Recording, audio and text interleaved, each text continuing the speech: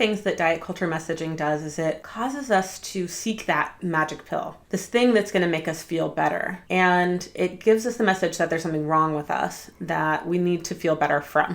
I'm Tiffany North. I help people heal their relationship with food and body using attachment theory. Check out my book, Enough, Heal Your Relationship with Food and Body Using Attachment Theory. One of the things that we really want to start to question is, if I'm seeking this magic pill to feel better, what is it that's got me feeling bad? And one of the big sort of overlying systems is that we often feel bad because we're told that we should feel bad, right? So we're already sort of swallowing this messaging that there's something inherently wrong with the way that we look, our size, our weight, our appearance, with the way that we are in the world. Especially like for me, I'm neurodivergent. That's often we're treated like there's something wrong with us, that we're not like neurotypical, we're different than other people. So we get this message, we're sold this message that there's something wrong with you, there's something wrong with you, there's something wrong with you. And then we're sold like, here's the thing that will make you feel better, that will fix you. And it just doesn't work long term because A, there's something wrong with you. B, there probably are underlying needs that aren't being met or other things that are causing you to feel bad.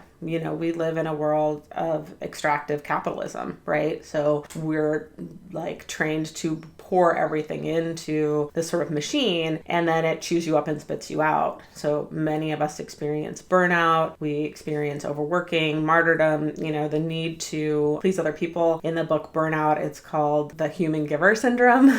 We're taught to be human givers and, you know, aren't actually getting our own needs met. And so we're lonely and we're sleep deprived and we're hungry and we often are like touch starved or we're missing the connections that we need. And then we're also missing like actual support, like practical support in our relationships. So just want to encourage you to pause. If you're like, I just want something to make me feel better, pause and look at like, what's causing me to feel bad in the first place? Are these messages contributing to that? Probably, right? And then what are the needs that aren't being met? In my book, there's an entire chapter about unmet needs. I do leave it to the end because it can be a little overwhelming for people to look at like, what are all the ways that my needs aren't being met?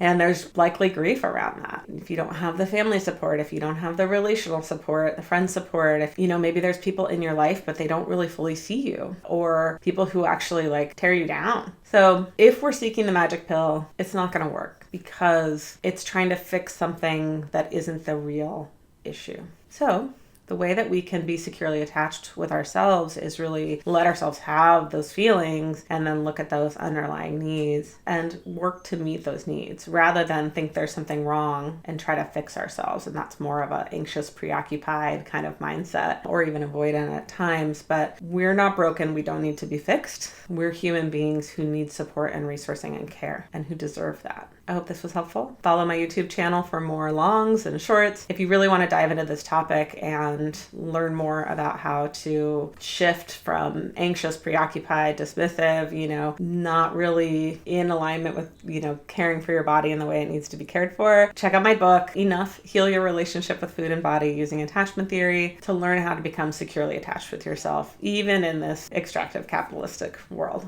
Be sure to subscribe if you want more information about becoming securely attached with food, your body, and yourself.